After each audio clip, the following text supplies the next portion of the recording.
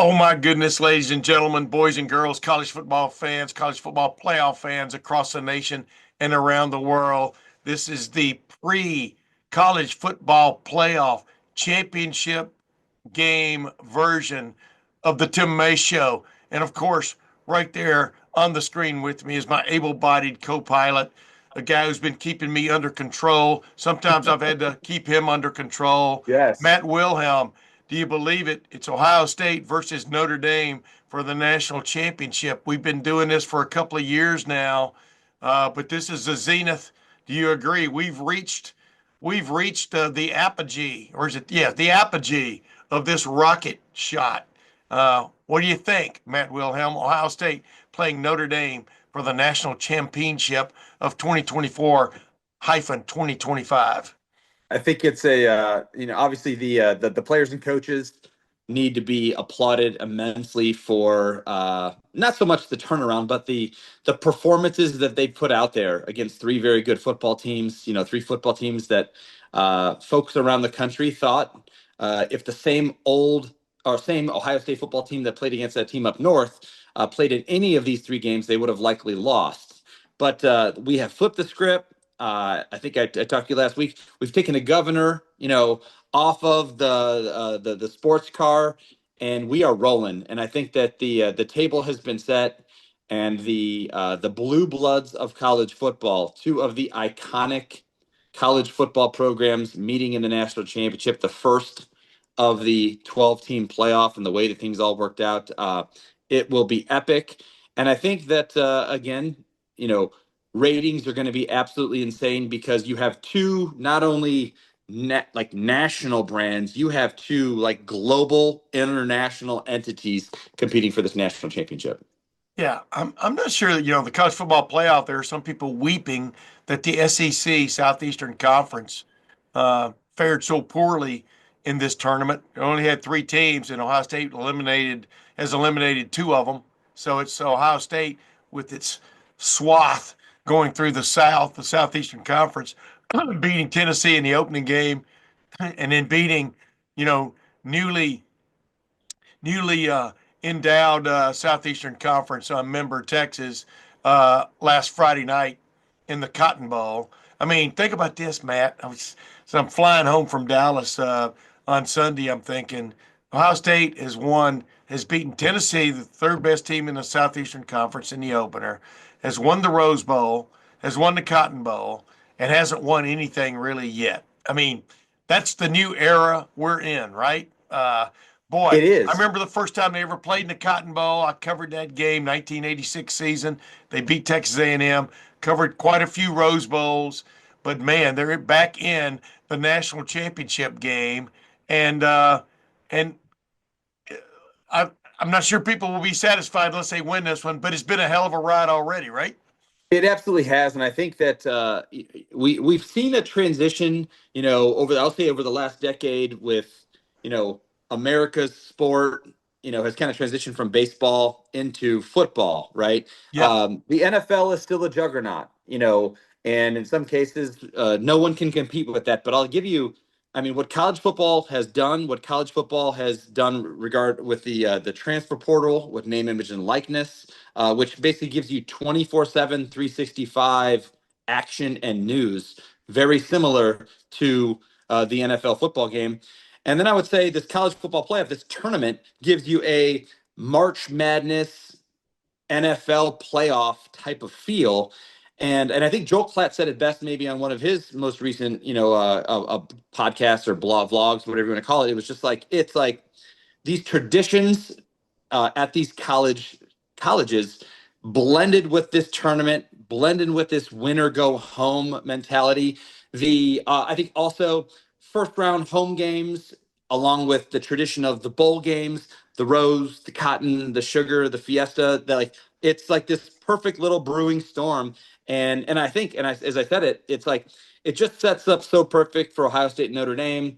Two iconic programs. You've got Marcus Freeman, who played as a Buckeye, now coaching Notre Dame. And again, it's not, I'm not going to talk bad about the SEC. I do believe to a certain extent and the vibe that Lane Kiffin's putting off about the juggernaut type of schedule that you have to be ready to play each and every week in those stadiums. But the one thing he never alludes to is coming up and playing, in Big Ten country on a week in, week out basis. Now, it may not be the same. I'm not trying to say that it's not, but the good versus the good, that's the Penn State, that's the Oregon, that's bringing your lunch pail against a Michigan football team almost every year. Yep. And that one other team, and this year it was Indiana, that kind of popped up out of nowhere. There always seems to be one. It's been Wisconsin. Maybe it's going to be one of the West Coast teams as they reload in the next 24 months. It's just very interesting and sets up appropriately for college football. Yeah, absolutely. And here's the thing. I mean, I'm not knocking the SEC either, except the SEC got a lot of run for the success for a couple of teams, just like the Big Ten is now. Got a lot of run for having basically the perpetual power that was Georgia, Alabama Bama. Sure. under Nick Saban, Georgia, which came on strong, LSU, which has had its good and bad moments, but when it's been good, it's been really good, and all the rest of these, almost everybody else in the SEC has been an afterthought, and so you can say, well, you play great games with each other every Saturday, but you know what? That doesn't mean you're head and shoulders above an Indiana or an Iowa, more of that Iowa or a Wisconsin. Powers that have been pretty good in the Big Ten, but not great all the year. I think Right. there are a lot of teams that are just above mediocre, but based on where they're located, they get a lot of run. And Absolutely. it's like being in a club. You're It no, is. I'm not as Well, I cool as think, the and guy Tim, for that's me, leading the club. the one narrative that I've seen put out there, and again, I don't know this to be true, but it's like how the payment of or to SEC players for so long to go out and buy the best players, which is what led them to be so successful. I don't know this to be true. Yeah. But now that the playing field has been leveled and NIL is an equal opportunity, venture for everyone to go out and pay players, all of a sudden, when it comes time to get super competitive and go win that national championship, Bama's so much more ordinary than they've looked in a very long time. And I know that was without Nick Saban. LSU with Brian Kelly is a middle of the road football team. That's not even exciting to watch other than maybe when they're playing a home game at night, Yeah. because of the venue, not so much the team. I thought, and we talked about it, previewing our opponent in Tennessee. I thought they, at a specific juncture, were back and could win a national championship. That's not the case. Florida was on. Billy Napier almost got run out of Florida. Then he wins 3 in a row, and now he's going to stay and get out of recruiting class and revamp that program. So Ole Miss with Lane Kiffin, you dabble close to the top 10, but can't win that next game to propel yourself into the top 8 to be considered for it, and you lose at the wrong time. So it just is what it is. And I think all of these narratives that I'm talking about, even conferences talking smack or head coaches in conferences talking smack, it's great for college football. It's what you're getting in the NFL in many cases with, division teams hating each other. That's the rivalry aspect. It's specific divisions running into the same team in the playoffs year after year. And we're going to see that again. Yep. All 4 teams in the AFC were in the same spots they were last year. How did it figure itself out? The Kansas City Chiefs, can anybody knock them off the pedestal? That was the Alabama. So there's a transition that's kind of coming in both games, and I think it's just great for a sport that you and I both love. Yeah, and to put it in perspective, Ohio State beat 2 Southeastern Conference teams in the playoffs. USC, middle of the road at best in the Big Ten this year, opened with a win over LSU in the regular season and finished its season with a win over Texas A&M of the Southeastern Conference. That's just a microcosm of this season. I have no idea why I'm so sick. I think it's because I've been traveling across the country and around the world for a while. And around the world, that's right. But real quick, I want to make sure people understand that on this podcast also, I'm going to have an extended little talk with Lyle Sawyer, the father of Jack Sawyer, the final hero of Ohio State's win over Texas.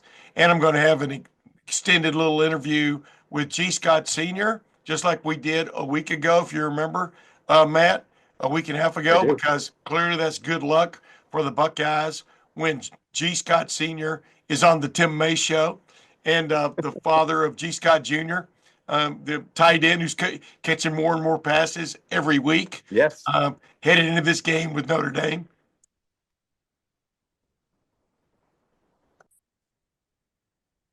Hey, man, I appreciate you putting up with me. I've got this lingering sort of head cold, but it's not really a head cold. It just affects my vocal cords. And if anybody knows me, wow, that's a tough affection because I talk a lot. But I wanted to ask No you, problem. you watched the game. I was there live. You were watching on television, which probably had a better view than the one I had from that press box. But Jack Sawyer, I just talked about his father, going to be on here with us here in a minute. But dude, that's a play that not only resonated that night, still resonates, but will resonate forever with Buckeye Nation. His backside blitz, well, actually frontside uh, rush on Quinn Ewers. He went right around an All-American offensive lineman, Cameron Williams, uh, and basically was almost untouched. Hits Quinn Ewers as he's about to throw the ball, forces a fumble, catches it on a fortuitous bounce right up to him, and goes Yes. 83 yards for a touchdown. Ryan Day with his sprint on the sideline, and then glee when that play was signaled a touchdown. Uh, Dude, I've never seen a play like. I mean, covered a lot of big time plays, but a big time play of that stature, of that stature, at a moment like that in the season that puts you in the national championship game for sure. That will resonate forever, won't it? It absolutely will at some level, and I think even like looking back on a few plays prior, and I know it's been diagnosed with the stop on first down, the toss week, with Caleb Downs and Lathan Ransom and all the safeties fitting to make that TFL to force Texas to have to throw the football down there, which led to this iconic football play that you're talking about. Now, I never had, and I know like Zeke had it. Zeke had the run against Bama, right? That kind of broke it open to That make was it to pretty the good. national championship. Another iconic football play, and I 85 think yards. through the heart of the South, right? Yes.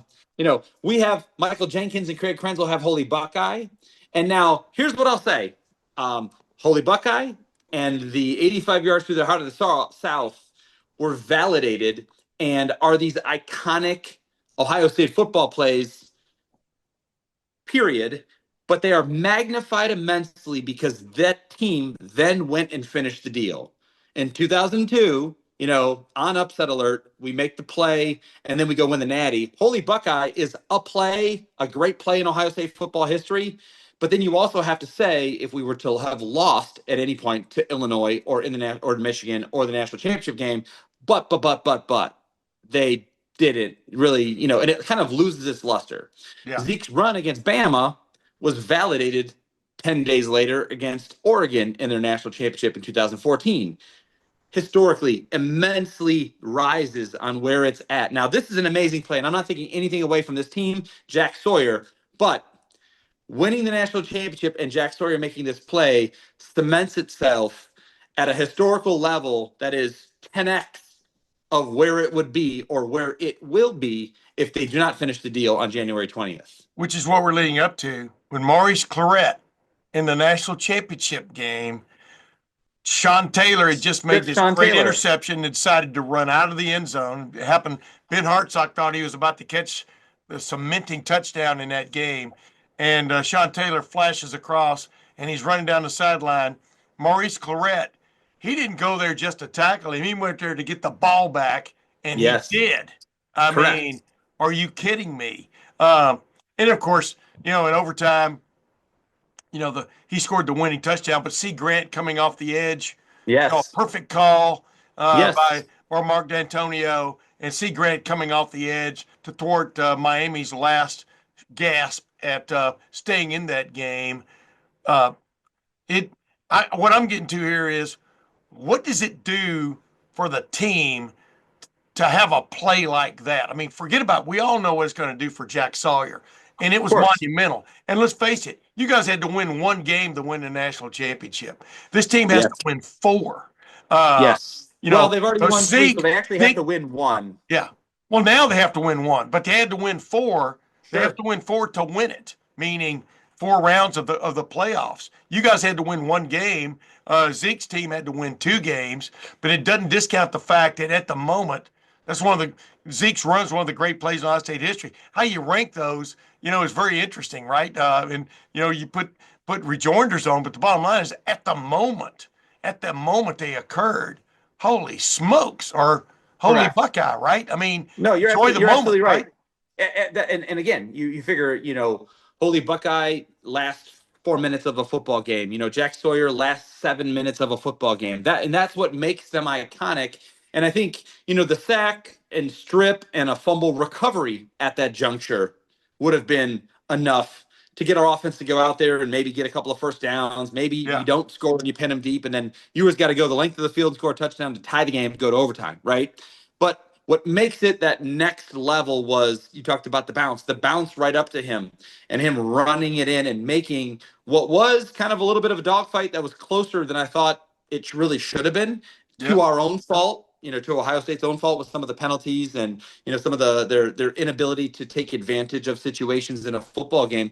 But then to have it bounce up to us and to make it a 2-score game at that juncture, it was like game over. yeah, Like game over. There's no game flow, and I know that anything can happen. Don't get me wrong, but based on game flow and the experience, it's like making it a 2-score game was winning that football game with that play. yeah. With about a little over 2 minutes left, it was amazing because it looked like, for all intents and purposes, we might be sitting there covering a an overtime thriller.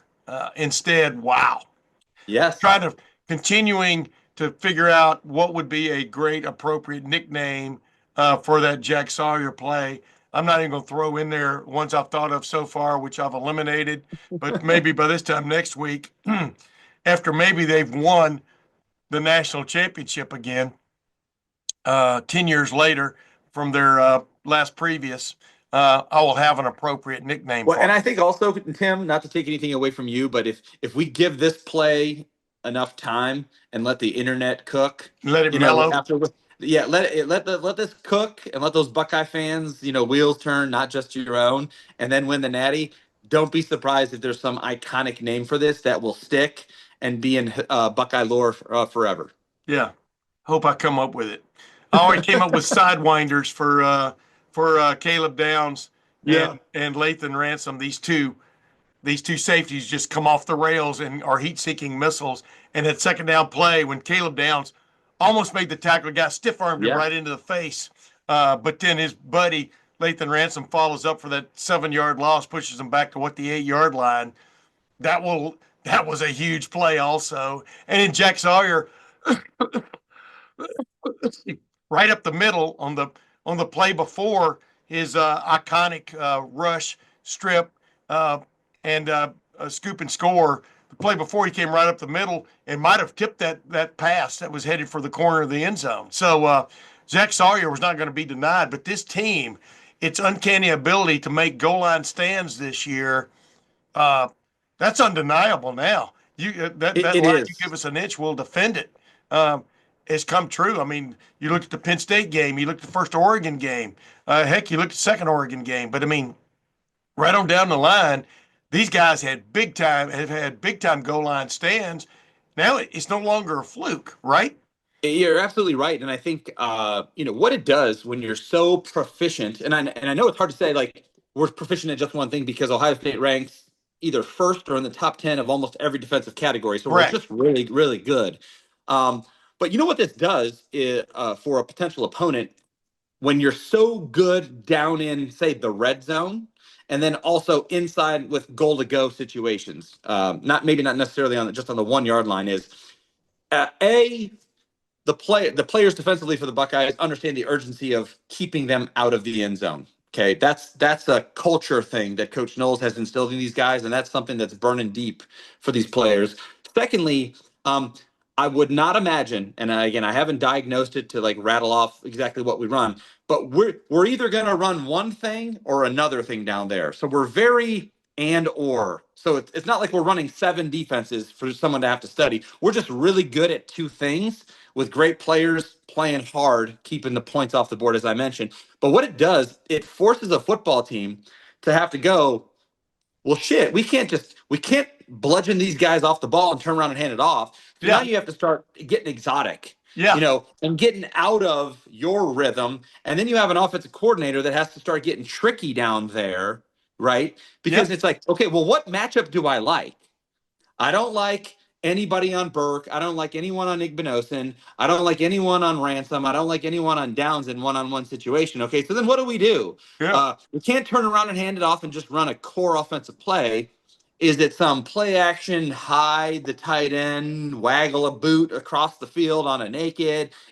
And they start grasping at straws, which just plays into who we are as a defense, that if we have great eye discipline and we are just like dialed in to doing our job, you're going to take a negative gain. And now you went from first and goal at the 3 to second and goal at 7 or the 8, right? And now you're really forcing their hand. And this guy's reeling, he's reeling as a play caller.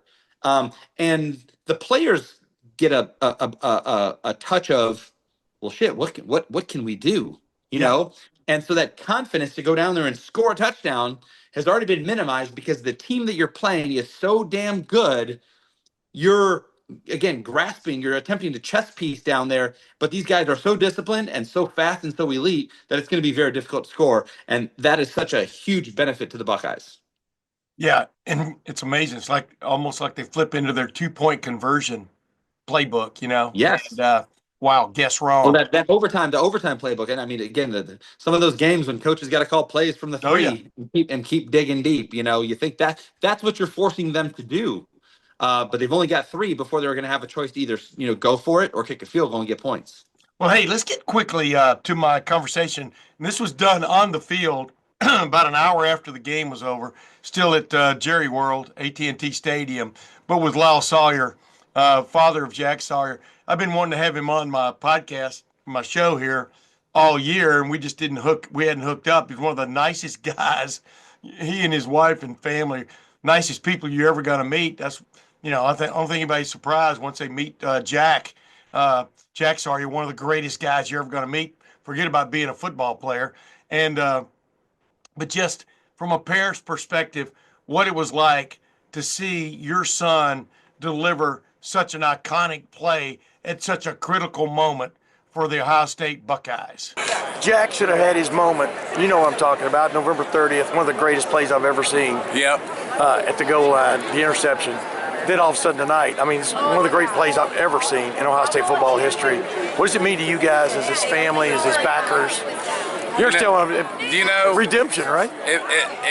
What it means for us is I'm not a deserve it type of guy. Yeah. These kids, all the way back to during recruiting, during COVID, when we actually rented a bus, had all these recruits stay at our house. Yeah. I took Trey, Henderson, and everybody around. They haven't been on campus. And for them to see that and trust in everything going on, come in here, work so hard, come up so close. I'm not a deserving guy, but if you know the character of these kids and all those kids that came back, they deserve it. Yeah, and I was talking with G. Scott's dad, G. Scott Sr. Oh, he's my guy now. I know like this. But like he talked about, he told me, he goes, we didn't talk about Paris, didn't talk about the next step until you win. Yeah. How important was it to just even keep that in mind? That's all it was about. Like, all we wanted to do is see these kids go out the way that we think they deserve to. And we know, the hard work they put in, the hours, the trials and tribulations. For them to all trust, that's my guy right here. I'm going to say some quickies. Hey. But hey, who was that? Well, that's my guy. I remember the first time we met him. We sat in his office for 4 hours, just his family. We didn't even talk football.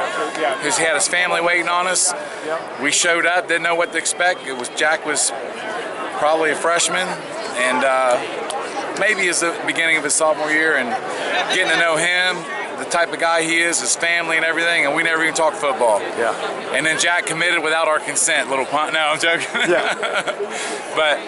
But back to your question, I mean, at the end of the day, we love seeing Jack playing at such a high level, but at the end of the day, it's about these guys, the whole crew. Like, it truly is. And if it was anyone else here and any other parent that was in this same spot you're asking, they would say the exact same thing. But I got to ask one more thing. That was your baby boy running around out there. That was your baby boy making one of the, like I said, great plays in Ohio State history. Down in your gut, I mean, you're a big-time Ohio State fan. You know what I was. No further questions. Yeah. Your bodyguard now. You know what we were thinking? Stop looking over at the sideline and talking and get in the end zone. We were like, run, you big dummy. There's no way, ladies and gentlemen, there is no way I was going to be going to the national championship game, recording a podcast referring to the national championship game, the college football playoff expanded 12-team playoff, first ever national championship game, without having the man on who back in the summer semi-predicted, well, no, he felt really good about Ohio State's chances if A, B, C, and D went together. You know, you added the E and the F, but G. Scott Sr., father of G. Scott Jr., tight end extraordinaire, and boy, did he have a nice game the other night in the win over Texas, including a crucial catch and squirm, as I would call it, that set up that 4th and 2 keeper by Will Howard. I'm getting too deep into this intro, but that's what I always do. G. Scott Sr., welcome back to the Tim May Show. And where are you headed? Tim May, you know, I always love coming on your show, brother. I'm back in Seattle right now, and you always ask me what's for dinner. I got 2 ribeyes that I'll be having here pretty soon. So yeah, you can't smell it right now. They're getting room temperature. Oh. By the way, life hack, all of you all that love steaks, make sure your steak gets to room temperature first before putting it on there. Anyways, I'm in Seattle. I'll be here and I'll be heading to Atlanta on Friday, my brother. When you gonna be heading there? And I'm heading there Thursday night. But this is what's interesting. On our last show, people were paying attention. And by the way, as Lyle Sawyer pointed out, he and G. Scott Sr. have been become pretty good buddies over the course of this season, especially. But the bottom line is, y'all didn't want to talk. Neither one of you guys wanted to talk. Lyle Sawyer, the father of Jack Sawyer, like you said, y'all refused to talk about the next step until you'd gotten on the landing of the previous step. You got on that landing. You guys are headed to the national championship game. What's that feeling like, G. Scott Sr., in a nutshell, as a parent of a young man who has a chance to really grab the brass ring? I got to tell you right now, the national championship game, on getting ready to go to that, feels the same as it did for the Cotton Bowl, the same as it did for the Rose Bowl, and the same as it did for the Tennessee game at the Shoe. It is still business as usual. It is still one more. I'm not thinking about, well, where are we going to celebrate if, or none of that. It is the same thing. This is why I like talking to you, because I've been doing the same thing, right? Yes. I think Ryan Day, the coaching staff, I think the Buckeyes, the team, the players, everyone is doing the same thing. And since we're here, I do want to talk about why I think we are here. And this part's important. And it's interesting because I saw what Urban Meyer said earlier. And earlier this week, Urban Meyer goes on and he talks about the fans, right? And as a matter of fact, he actually talked about, is it fair to say, he called them lunatic fans, some of them, right? Of course they are. Yeah. Some of them. And I want to comment on that. And then I also want to comment on why I think the Buckeyes are here. Number one, I got to, there's been some time that for me as a father, I have not liked some of the things that have been, said about my son. I especially didn't like what happened after the Team Up North game, in which you all know the headbutt happened. And since that conversation, or since that happened, you and I, that next summer, we talked, right? Yeah. We had a great powwow, and people can go and reference that interview and what we talked about. But I want to say this, and this is where I wholeheartedly agree with Urban Meyer. One of the reasons why the Buckeyes, I believe, are here is because there is an expectation in Buckeye land of winning. Well, they don't care about nothing. This, that, my toe hurts, this happened. No. And sometimes in life, that's really what it's about. It's a standard. Like when I was growing up, I couldn't play sports unless I had good grades. That was the standard in my house. My friends, sometimes the standard was different in their house. Some of them can play with C's and D's. I couldn't in mine.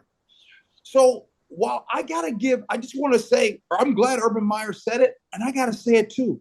I think Buckeyes and the whole, like this hard high expectations has really been one of the reasons why the Buckeyes are right here.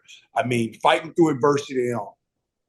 The second thing, another factor that I believe and reason why I think the Buckeyes are here is because I think that what we are seeing, especially in the college football playoffs, and this is the beauty in this whole 12-team playoff, is that the Buckeyes actually had another chance to keep going. Yep. I think what we see, Tim May, you really see the real trust between the coaching staff and the players. Yep. Like that doesn't always happen all the time, right? Sometimes you're like, oh man, that coach tripping. Or the coach is like, oh, I don't believe that kid can do that. Like you are really seeing real trust. This is why I think that if you have said on your podcast, or if you're a fan listening to this right now, and you said, I don't recognize this team, you're right. Because this isn't the same team as we saw at the beginning of the season. And what happened? I'll tell you. I mean, I'm not going to say I know all about football. That loss to the team up north is what happened. Now, it don't feel good. No. Didn't feel good at all. And the standard with the Buckeyes is to win that game. I get it. I'm not saying that. But I'm telling you, in life, and I hate to always go too deep with you guys on your show, but man, it's at your lowest moments in life. True success is going from failure to failure without losing enthusiasm, right? And that's what the Buckeyes did, man. They were low and they fought through it. And I think the coaches and the players are like, yo, we ain't going to do this without each other. Yeah. That's why we're here, Tim May.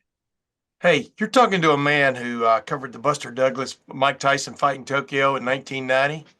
And I asked Mike Tyson after the fight, because I picked Buster to win and he won. And I'm one of the few people who did that, even though 42-1 didn't even point that out, even though he interviewed me. But my point was, I asked Mike Tyson, I said, Mike, you knocked out 31 people. What's it like to get knocked out? In the post-fight press conference.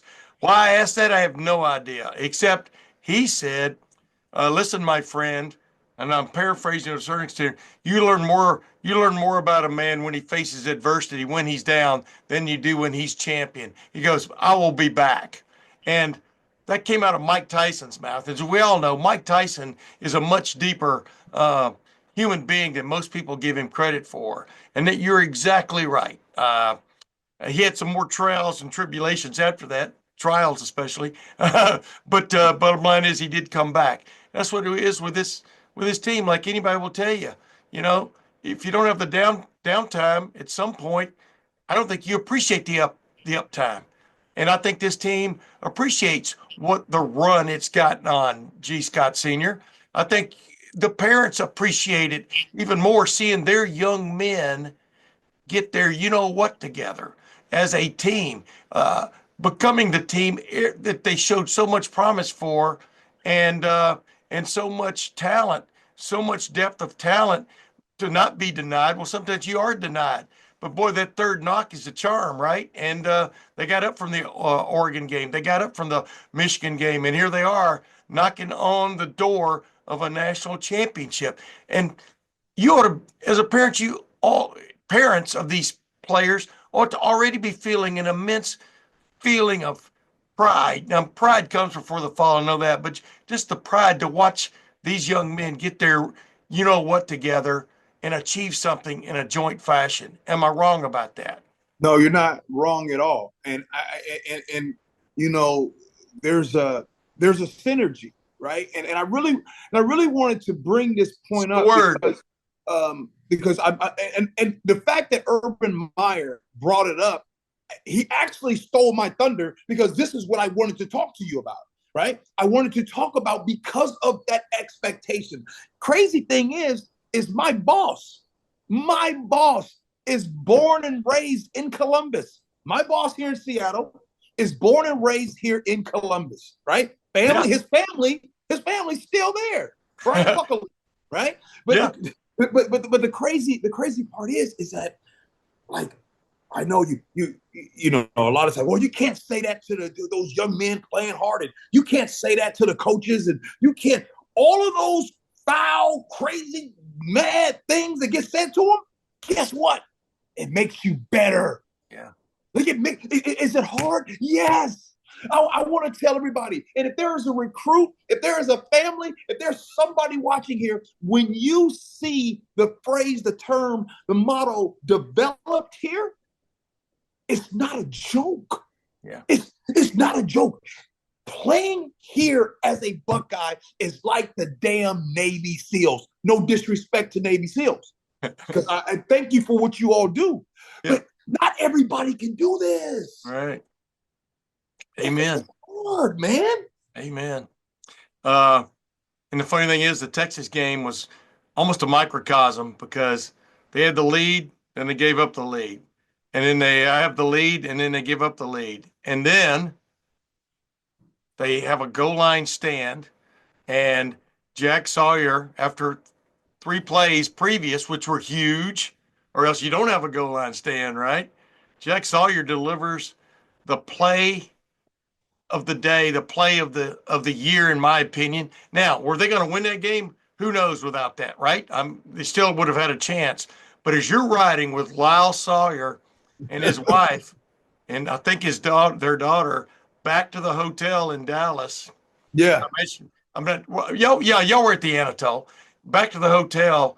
What was the conversation? What was the feeling like? What was the conversation like? Well, first of all, we were playing the song by Black Eyed Peas, I Got a Feeling. We were screaming that, and shout out to Michelle, the mom, and shout out to Kyla. They were awesome people. So we're in the car. We're blasting that music, right? And then afterwards, it was just like, even Lyle, I'm like, Lyle, has this sank in yet? Because that play by Jack Sawyer, Captain Jack, whatever y'all want to call that, man, that's forever, baby. Yeah. Forever.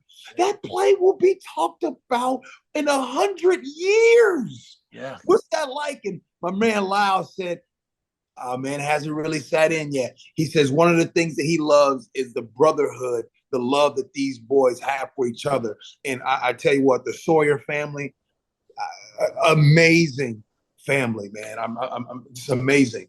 Yeah. And being here in this moment, brother, it's surreal. Like it's surreal, and it's beautiful. And one of the things I remember saying this to you. I remember I told you this, Tim May. I said, all of us look at this in a different lens. I said, you look at it because you're media. You cover the team. Right. You're a fan. So if you're a fan out there, you want this team to win and all that. As a parent, yeah, we want the team to win as well. But also, these are our kids so there are wins that happen that don't show up on the stat sheet. Yep. Like, it won't show up on the stat sheet that Ryan Day did not give up on G. Scott Jr. when most coaches would have. Yeah. That doesn't show up in the stat sheet. And I'm not the only parent that probably has some type of story that won't show up on the stat sheet. So I guess the bonus would be winning a national championship. That'd be great and all. But also at the same time, I'm just grateful to be at this moment. I'm grateful for these young men and these coaches to give a parent like me the opportunity to see something like this front row. It is. Yeah. I'm telling you, man, emotion can run through, brother. Yeah, that's what I'm talking about, man. This is unprecedented. As I pointed out, they beat Tennessee like a drum. They beat Oregon in the Rose Bowl. They beat Texas in the Cotton Bowl. Just one of those wins would have been a major achievement 15, 20 years ago. You understand what I'm saying? Can I You understand what I'm saying? It's crazy. I do. Can I take you into that Texas game and tell you guys and be very transparent with you about something? Yes. So when the game was tied, and were you in the stadium? Oh yeah. Oh yeah. So when Texas tied it and made it 14-14, I want to tell everybody that wasn't there. I want to really bring you into the stadium.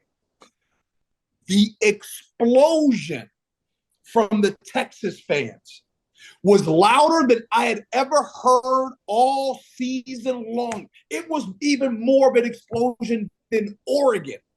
It was one of, man, I'm telling you all, if you're listening right now, it was a boom, right? So it was 14-14, boom. Okay, cool. So then the Buckeyes go down, and obviously they make it 21-14. Okay, you feel good about it. With an incredible 7-minute, 45-second drive. Go ahead. Exactly. Okay, so now I want you guys to understand what I'm going to say and why I'm going to say it. So now the Longhorns, they got it, and they're driving. As they're driving, you could start to feel, you could feel a certain type of momentum, right? Yeah. Where they're going, and then Helm, tight end, catches that pass. When he caught it, they called that flag on him for that point, which that was a weak flag. I cannot believe they threw that flag. Yeah. Okay, so they're driving, all right, 15 yards back. So now they get a 15, and they still rolling and getting the first down. Then they got the pass interference. Then they got another pass interference, right? So now I want you guys to understand something. It is 21-14. They are there at the 1 yard line. Let me tell you why I was almost just going to sit down and I felt defeated. I'll tell you why. Because had those Longhorns scored right there, that sonic boom was going to come again. And it was such a big momentum. That's why that 7-minute drive that they had earlier by the Buckeyes was so huge. Yep. And I'm telling you, like, this defense, the safeties on that second down play, the way Lake Ransom and Caleb Downs, and the way they finished that off, like on that second down. On the first down, when Cade McDonald right there and JT comes around on that first down. And then the third down, Jack Sawyer pats down the ball. And then on fourth down, you have that. So I just want to say, that goal line stance by the defense, Yep. if they would have scored right there, that momentum.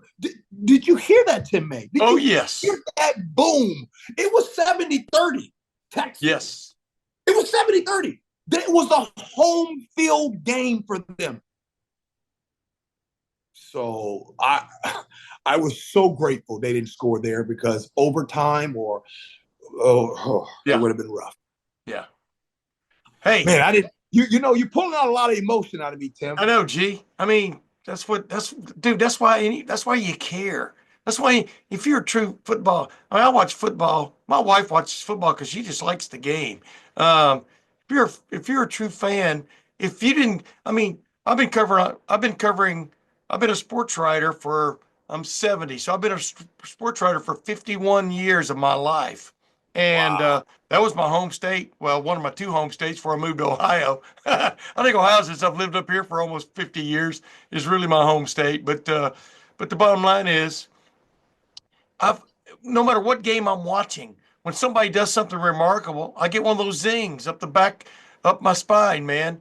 When Jack Sawyer did that, pulled that play off, heck, the second down play, I call those two guys the sidewinders. Ohio State sidewinders are heat-seeking safeties, and when they both just exploded into the play to force that 7-yard loss, are you kidding me? That was so huge. It made Texas predictable then. And then, but then when Jack Sawyer does that, if you're a human being, you don't get a zing up the back of your neck, your hair doesn't raise up, then you really can't be a friend of mine because we don't look at life the same, right? Yeah. You got a Yeah. zing. I know the Sawyer's got a zing, and hey, I'm not going to get you into predicting because I know you feel good about this team. But we're going to talk again next week. I think you're going to have even a bigger zing after next week. What do you think? Hey, man. Hey, Tim May, how about this? If you and I talk next week, that's a good thing. Yeah. If you and I don't talk next week, I want you to know that, man, coming on your show, and I feel I'm honored that you had me on and come on and talk to you and your listeners and stuff like that. And I'm grateful for everything that all the Buckeye fans out there, you, Tim May, and all you guys that cover Buckeyes, I'm grateful for you. So let's just leave it at that. Appreciate it, G. You know what I feel about you, man. I will see you in Atlanta. G. Scott Sr. Let's do it.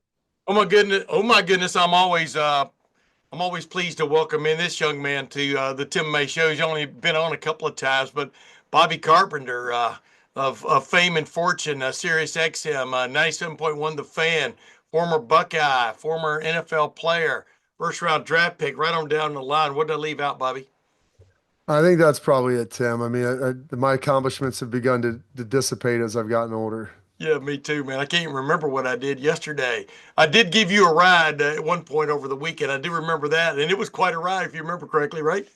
Oh yeah, there's a lot of traffic there over at Yeah. Texas Live and everything else getting back. But we finally got back to the West End in Las Colinas there, able to celebrate a Buckeye win a little bit Yep. before trying to schedule everything up and get planning to head on back. So you're back in Columbus. You made the trek back and everything's good now. I made the trek back, man. I canceled my spot with my baby brother, who's 67 years old, because he had one of his best friends' wife passed away over the week, and he had to be with them. So anyway, let's just get right into it, Bobby. You know Marcus Freeman about as well as anybody. Let's put it that way. I mean, you guys were linebackers at Ohio State. That's a fraternity unto its own, right? And in those mid zeros, a lot of things were going on in the program then. But did you just a little bit? Because I think Marcus is a little bit behind you, right? I mean, in terms of age. Yeah, Marcus is 2 years younger than me, and he was Yes. one of the first guys to kind of come in early. He came there, but we really had almost like 2.5 years together because he got there right after my sophomore year and was there. I don't know if it's January or maybe in April. And I always joke. I was talking with somebody today. They're doing a story on him for CBS, and they were talking. He was talking about what was he like when he got there, and I go, he's overweight, and I had to watch Fick just abuse him to get him to lose weight for the next year. The same thing he did to Schlegs the year before when he got there. So it's Yep. always fun watching those guys when they've been hanging out.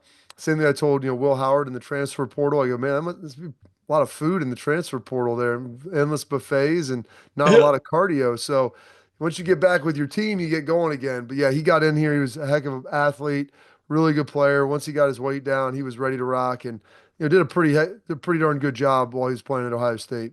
I was going to say, because I remember back talking to him then. I mean, there was one point in his life where he called me Mr. May, and I immediately said, "No, my name is Tim." But he is the first, as I told you, we were driving back from the stadium the other night. He's the first head coach of a national championship team, a national championship game team, who called me Mr. May. So I hold that, dearly. But I remember at one point, I think he wanted to get into athletic department administration and then kind of change course a little bit. But did you see anything about him that told you he would be a big time major college head coach sometime? No, it was kind of surprising when he got into coaching, actually. I mean, he was a sharp guy and not that he didn't love the game, but Yeah.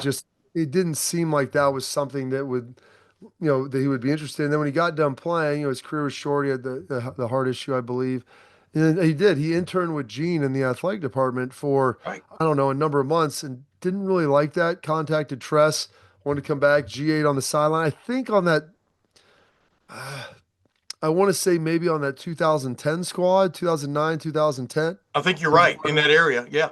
Yeah, and then because then he left with Daryl Hazel when they went to Kent State together, and so yeah, he's had a lot of success. I've watched him kind of grow through the ranks, and then get hooked up with Coach Fickle after they were let go at Purdue, and have a lot of success at Cincinnati and get to Notre Dame, and heck, become one of the youngest coaches in college football and doing a great job.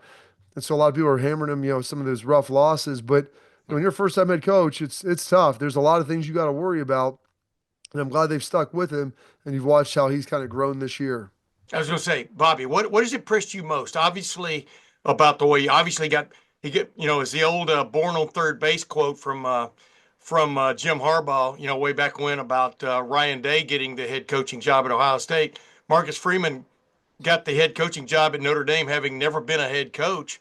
There's always learning on the job, but what's the biggest change you've seen in him, just observing maybe from afar more than anything else, that's allowed him to get a team to this juncture?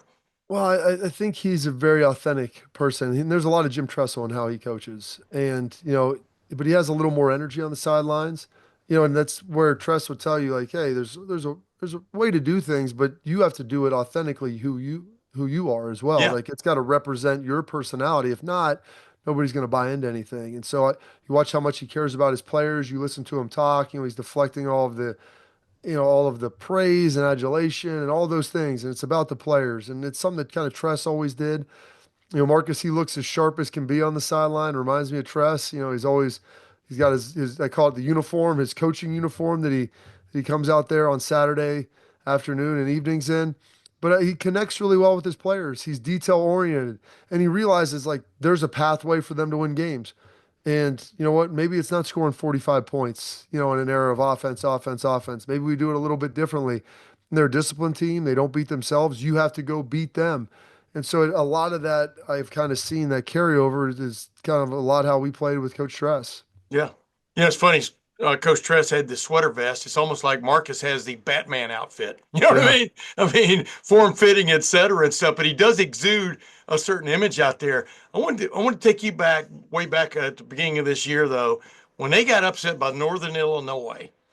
Did you think there was any chance Notre Dame would be playing for the national championship in the middle of January?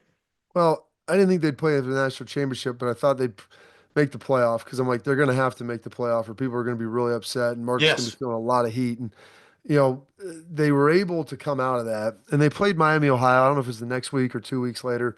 And they still didn't look great against Miami, Ohio. Like the scoring to be like 28-7 or 28-10 or 3 or 28-6. But like it was much closer, Tim, than the score felt. Like it Yeah. was more of a couple scores at the end that kind of pulled it away. And from that point on, like you could see, and I talked to Riley Leonard about this stuff. I've talked to Marcus, and we've interviewed him for different radio shows and stuff. And Mike Denbrock and Riley Leonard, you felt like they kind of got on the same page at that point and offensively figured out what they're good at, what they need to do, and let's find out what you like and how we can move this thing along. And so it was pretty impressive to see them go and do that after that point because from that early on, they looked disjointed. Their offense didn't really look coherent. And from that time, they've gotten better and better and better. And they've got a certain way they have to win. Now, I thought they'd always have to have a lead. Against Penn State, they came out. They're down 10-0. They battle, get a field goal before half, come out, score the first possession out of halftime. All of a sudden, it's 10-10 again. And you're Yeah. back to neutral. And so they didn't panic. They're going to go crazy. They're not going to become something they're not. They just stay the course each and every week. Yeah, it is funny how they had that interesting game. I called it against Miami of Ohio after that loss to Northern Illinois. And Ohio State had that bewildering game against Nebraska 2 weeks after the 1 point loss at Oregon. And, is this team going to get its act together? Was the big question. Both of them did. Last thing, you've been a backer of Ryan Day when other folks in and around the neighborhood, so to speak, were coming down on him after the loss to Michigan. And we all know they had so many chances to win that game, pull it out anyway. Uh, do you feel good about yourself that when others were taking shots, you were defending Ryan Day and what he stood for and what he really means to this program? I don't take any personal joy in that. What I do, Tim, I'm very fortunate that I've been around the program now for 20 years. Yeah. And growing up, a kid in Lancaster, Ohio, and to say like, hey, I get to play at Ohio State, that's great. Get a chance to play in the NFL and come back and be around the program and get a chance to get to know these guys on a personal level. And there's coaches that have come through Ohio State as assistants that I wasn't particularly fond of as far as I thought their ability to coach at this level. Um, but I've been around good coaches in the NFL and college. I've been around bad coaches, and Ryan Day is he's a when he wins the title, he'll be a great coach. Until that point, he is a really stinking good football coach. There's only two great coaches right now in college football because there's only two active coaches that have won a title. And it's not vindication that they're doing this. This is something that was always there. Yeah. But to me, like when you want to find out about a coach, you want to find out about a player, go ask his teammates, go ask the guys that they coach, and ask them about them, about their aptitude, and then about how their interactions are and how they're good. And you've seen these players. I was just talking to Ian Fitzsimmons, and he's like, we have Lathan Ransom on, and we had to dump him after the game because he was so adamant and vehement about how good of a coach Ryan Day was and Yeah. using some probably a little profanity in there. You hear Will Howard, you hear Jack Sawyer, all of these guys coming to the defense of their coach because they know how good he is. They know how hard he pushes them and how he runs the program. And listen, you got to get the Michigan problem fixed. That's true. I acknowledge that. But I look around, I'm like, there's not anybody else that I would want to steward this. I could not tell you, like they'll do what they've always done. Ohio State hasn't missed on a coaching hire since World War II. That is a rarity in this sport like nobody's ever seen because it hadn't happened at Bama, Michigan, Georgia, USC, Texas. You name all of the programs. Every coach they've had that's been a full-time coach has or will be in the College Football Hall of Fame. And I'm including Ryan Day in that mix. And so it's really hard to go find the next great guy. Yeah. And Ryan is a great human being. He cares a lot about his players. He's a great, really, really good football coach. And I know those guys don't go on trees. So it's not vindication, Tim. It's just we live in an era where you're either the best or the worst. And there's good coaches that have bad days. And he picked a bad day to have a bad day this year. And I know that they'll get that fixed. But I'm not willing to ever judge somebody on what they are as a coach or as a person until their story is written. And they still had chapters left. And these last three have been really good. And I'm hoping for one final one that's going to be tremendous. Hey, one quickie bonus question. If you had to pick one word to describe Ohio State play the way it's playing football now, the word I would use is competent, meaning most guys are doing their job most of the time, and you get a collection of great players together, you got something going for you in that regard. What's a word you would use, Bobby? Gosh, there's a lot of stuff that you see, when you look at that.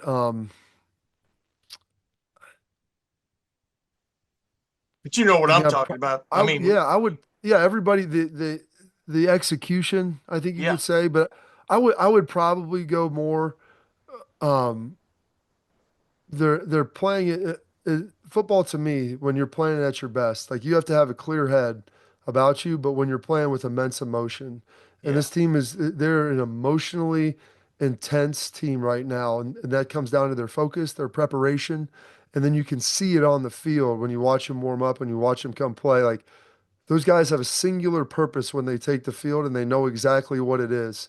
And so, the focus, but the emotional intensity to me is what's set them apart. Ladies and gentlemen, the incomparable Bobby Carpenter, who works from morning till night and then deep into the evening. I mean, just trying to scrap together a living for himself and his family. Bobby, thanks for joining the Tim May Show again, my man. My pleasure, Tim. Anytime, sir. That's right. That was Lyle Sawyer, father of Jack Sawyer, hero of the night, one of the heroes of the night. There were a lot of heroes of the night.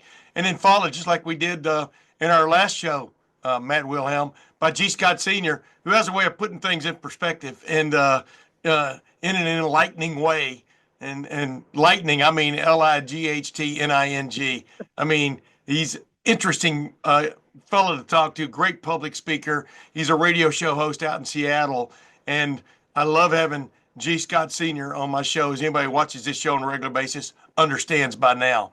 But boy, can you imagine being a parent of a player who's about to play in the biggest game of his football career so far? Matt, what do you think these parents are really thinking as they head to Atlanta? I want to say there's of course the parents are immensely proud of their young men, and I'll say their performances on the football field. But I think they're also probably immensely proud of the men or young men that they are off the field as well. And I think it's this season across college football, but especially our Buckeyes, like these are faith-driven young men that started with even some of the on-campus baptisms that were happening. And I think that has they are, they're kind of like blazoned, in this faith and this brotherhood that has been preached about Ohio State football for a very long time. But I think this faith level of this group, it just doesn't happen from young men. It's brought down and kind of extracted, from their parents. So they're immensely proud. I'm sure the dads are both proud and confident of their young men moving forward to play on the largest scale in a national championship. I'm sure the moms are nervous wrecks for their young men. And the boys eventually are going to be super excited, proud of where they're at, hopefully not satisfied because of the historical moment that is right ahead of them playing in a national championship, which is every young man's dream. It's, going to Ohio State is to, get an education, win a national championship, go to the NFL. And for a lot of these guys, G. Scott included, Jack Sawyer, Travion Henderson, Quinshon Junkins, JT Tumuliau, all these guys who bet on themselves with that unfinished business narrative. Now, some of that business will never be able to be attended to ever again, right? And I'm not trying to go there, but that's water into the ocean at this. Yeah, you can this ring, this historical moment, and that's why even a couple of buddies of mine came over to watch the game, and of course talk about the national championship game, talk about the Super Bowl with me, and I go the most satisfying thing about all of that is like when you win it. No one can ever take that away from you. It's something historical. Jack Sawyer's play, whether we win or we lose, is an iconic Ohio State football. 100 years from now, that play will be talked about at a specific level. Now, if you win it, it's super high level. If you don't, it's an amazing play in Ohio State history. But that's what these guys are playing for. And I think the one thing both for Ryan Day in his press conferences, his actions on the sideline, and his relationship with the players' interactions with each other, there's a brotherhood. There's a brotherhood through faith that these guys are. It just feels like they're destined to do something special, and they've been brought together. They all came back together to do something extremely special, and it might not have been the clean slate, going undefeated, beating the team up north, winning the Big Ten, winning the national championship, but it's something that 133 other Division I programs are hyper jealous they don't have or 132 don't have the opportunity to go play for, like Notre Dame and Ohio State do. That's right. And they're breaking them, and Notre Dame are breaking the glass on a brand new format. And it's interesting. Notre Dame got beat by Northern Illinois, and Marcus Freeman had to guide his team back from that. I mean, are you kidding me? That was an abyss they fell into, but they clawed their way back up out of it. Ohio State, of course, got beat by Oregon by 1 point at Oregon on October the 12th, and then lost its rivalry game, a game in which they were heavily favored. You had to climb out of the abyss. An abyss. I mean, it was floodwaters down there that threatened to sweep Ryan Day and staff, whatever you want to call it, down the way. And but they rose above it. And this has just been the most interesting season for both of these schools. I wanted to ask you about Notre Dame. Yeah. Riley Leonard transferred in from Duke. It took them a while to figure out what Riley Leonard, quarterback, brought to their program, right? I mean, until they started using him correctly. Yes. They looked like they look lost offensively at times, and but they've mustered up enough offense over the last many weeks, including against Penn State, to get the job done. But what's just your take, number one, on Notre Dame, and then we'll talk about your your relationship and what you know of Marcus Freeman and Sure. how special that young man. Yeah, he's only 39. He just turned 39 the day after they beat Penn State. But how remarkable his rise has been. Go ahead. It's been fantastic. I love Marcus. I love what he's done there at Notre Dame.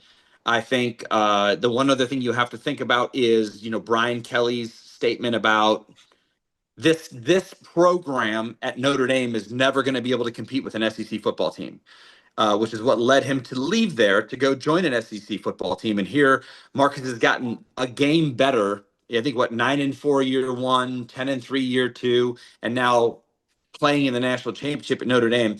And I think that this football team at Notre Dame, as I've watched them a lot, we actually, Mason, my son, got invited to a game day visit. We saw them against Miami of Ohio. And to be honest, the way that you kind of talked about Riley Leonard was very apparent. That was maybe a week or two after losing to NIU.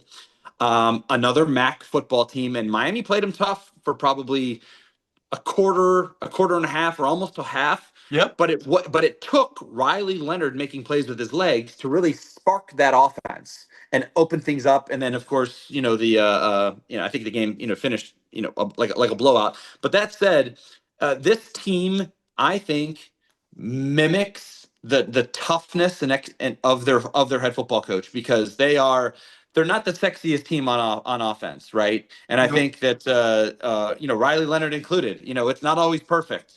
It's not always efficient. He threw a couple of bad picks in a very, very big football game against Penn State. I think defensively, they're significantly better than the offense, so the defense kind of carries that football team. In many cases, maybe they're reminiscent slightly, not making a comparison to the 2002 team, that the defense just keeps you in the game to allow time for the offense to kind of get their together and put a drive together, get a field goal on the board, flip the field, with the punt being the most important play in football. Okay. And so, hey, if you insist, go ahead. right.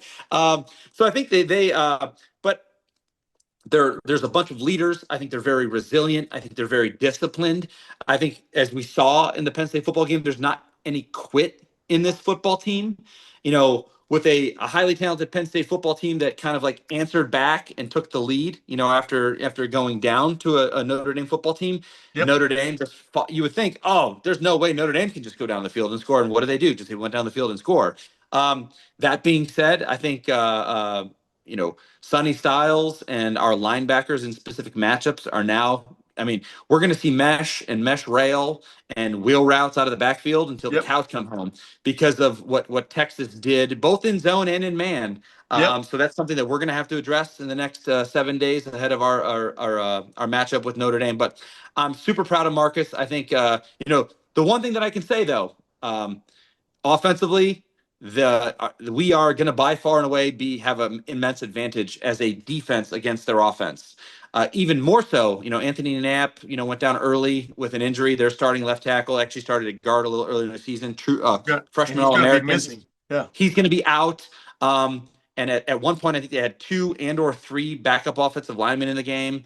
And so we should, I don't want to say dominate, we should have our way with that offensive line. And on the flip side, I would also say that, that defense, Penn State, their offensive line was just mashing the Notre Dame defensive line, and the linebackers in secondary kind of made them right and made some amazing plays in space to kind of keep it close.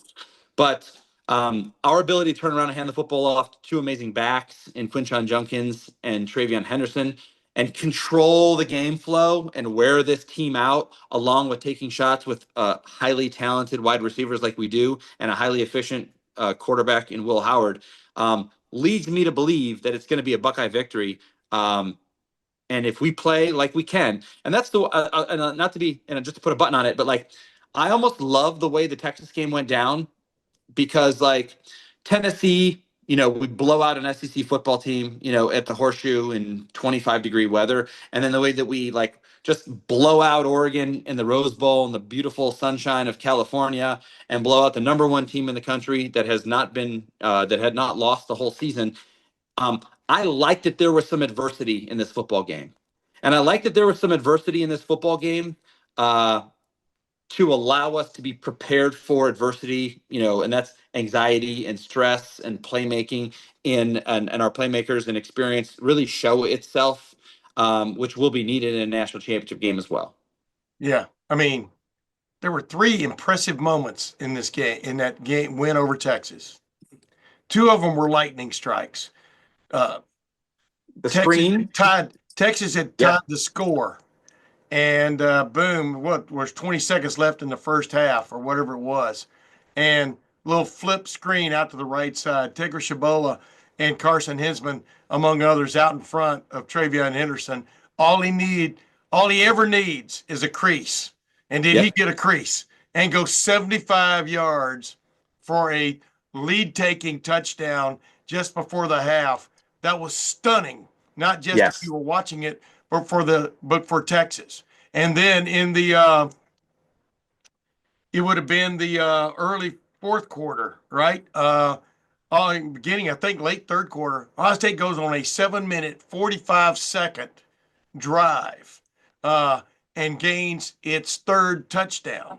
And that was, I mean, these lightning strikes followed by this all-day rain, or all-day rain of pain, which is what they put on in that drive, including the 4th down keeper by Will Howard, where he's, will always be kidded by his teammates for stumbling, or he would have scored. Turf monster. Correct. Just like that. What was that play against? Was that against at Penn State where the ball came off his leg? But the bottom line is he stumbled, but they still went on down and scored. Quinshon Judkins off left tackle, touchdown. And then when Texas is threatening to tie it again, they're on the 1-yard line. You get the play by Caleb Downs and Lathan Ransom, which really put them on their heels. But the lightning strike, because that was a lightning strike. And Tim, that's what Jack Sawyer. I think. That's what I think when I look back, and what I'm most proud of is that when we don't, and how talented we actually. That just goes to show how talented we are. That Texas had occupied the number 2 team in the as the number 2 team in the country most of the year before losing to Georgia in the SEC championship game, right? Which is then kind of bumped them down and bumped Georgia up, but Ohio State just stumbled in certain junctures of that football game. Yes. When we went down the field and scored, I was like, oh man, this is going to be a 31-10 football game. Yes. And I just thought, and then we kind of just like, for whatever reason, by we relaxed. There's penalties. We're playing all behind kinds of penalties. Yeah. That changes Chip Kelly's mentality. You're no longer the Ferrari going 225. You're the Ferrari going 85, right? Hoping to not get it with a tire going down. Yeah, exactly. So, but I think just to weather that storm and have, again, senior leaders making plays in these big moments and executing perfectly what was needed to be done. Because if Will Howard throws that screen a little too soon and Travion Henderson doesn't pause that extra beat, and some of those Texas defenders can kind of retrace their rushes, and he might corral him for 15 yards. If it doesn't allow, to your point, Carson Hinsman and Shabola to get out in front, with the head of steam that they have to kind of part that Red Sea and get up on defenders, it doesn't hit. It might hit for 20, which is great, but it doesn't hit for 75. It's not the lightning strike, Right. And if Jack Sawyer, to your point, doesn't set the table appropriately to, you marry the back end with the front end. It's like Quinn Ewers didn't have somewhere to throw the football immediately. It's not like he held it forever, but it allowed Jack Sawyer to beat a potential first-round pick around the edge to strip sack, force fumble, scoop it up, and score. If you don't have these players making these plays in these big moments, you're in a dogfight. And I think it just goes to show that on paper, and now finally out on the football field, that Ohio State has all along been the most talented football team. That when we play well, and it's not that we play, and even in a mistake-free situation, we are so hyper talented that no one can play with us when we play well. Yeah, stop every one of these 11 guys, not just one. I mean, correct. They had flipped JT Tuimoloau just before the snap. I think Cody Simon walked up and told him he wanted it between the guard and tackle, not out on the edge. I mean, and he, if you watch the play, he's coming. He is literally about to get in Ewers' face. But Sawyer just runs right around, like I said, an All-American or All-SEC tackle, and Cameron Williams. It was pitiful, really, when you watch tape from Cameron Williams' standpoint. But what a magnificent moment for Jack Sawyer and the Buckeyes. Last thing. Do you have a score for me for this game, or are you just going to sit back and enjoy it? I'm definitely gonna sit back and enjoy it. If I was forced to make a prediction, and I hate to say this, I have a hard time talking myself into this football game being close. If That's we good. if we can be as resilient as we were against Texas, because I can honestly say that Texas is going to be more talented than Notre Dame. Are they going to be the team, coached by Marcus Freeman that Texas, was with Sarkisian? Maybe not. But I have a hard time thinking this is going to be anything less than a double-digit victory for the Buckeyes. If we show up, if we are all primed appropriately and our playmakers make plays. I also want to point out that and I had no inside information from anyone from the University of Texas. They were going to triple coverage or double cover Jeremiah Smith at times, and that Carnell Tate, who I called my shot on this show a week ago, Yes, you did. Carnell Tate would ball 7 for 87 and a drop touchdown, so he would have been some sort of a stud. But I just knew the way the game played out that they're not going to let Jeremiah Smith beat him. I think that Notre Dame in some cases is going to also do their own semblance of that to wipe him off the board, and that means Ibuka, G. Scott, 5 for 30. Also, Carnell Tate and the backs of the backfield are going to have roles in the pass game. And truthfully, like that takes a lot of stress off of Will Howard. Yes, it does. A tight end or a running back, and it's not just a check down because no one's open. It's a schematic play to a running back or a schematic play to a tight end that Will Howard is finding these guys wide open and it hits. And the roles that they play. And I lastly say about this football team is no one cares who gets the credit. Yeah. Jeremiah Smith doesn't care that he had one reception for no yard. I don't even know what his box score One was. catch right? for 3 yards. One catch for 3 yards. He doesn't care. He's playing in the Natty. That's why he came to Ohio State, right? His draft stock doesn't go down one bit, right? Emeka Ibuka, whatever, 5 for 40, G. Scott. It's just they all just want to win, which again goes back to, the point that I made earlier about, and I think Ryan Day has made it immensely throughout this college football playoff, is like these guys just don't want to stop playing together. Correct. And in this case, winning together. And it's that brotherhood and that brotherhood through faith that has just shined so bright in these last 3 football games. Yeah. And by the way, I mean, you're exactly right. I had a little video I posted on Twitter about with Jeremiah Smith talking about after the game. Obviously, you could tell he wanted to make a lot more plays, and yet of course, you should always want to. As a freshman, he's playing in the national championship game.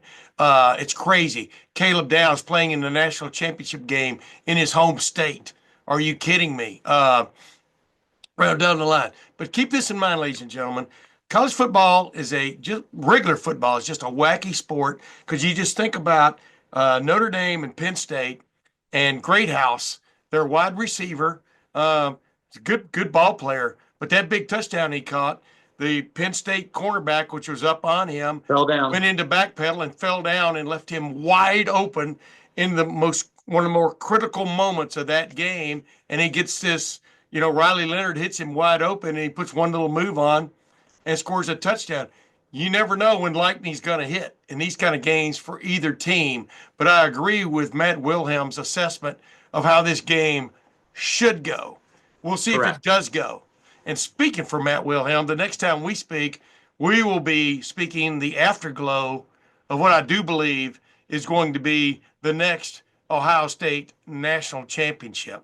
So until then, for Matt Wilhelm, we will see you then.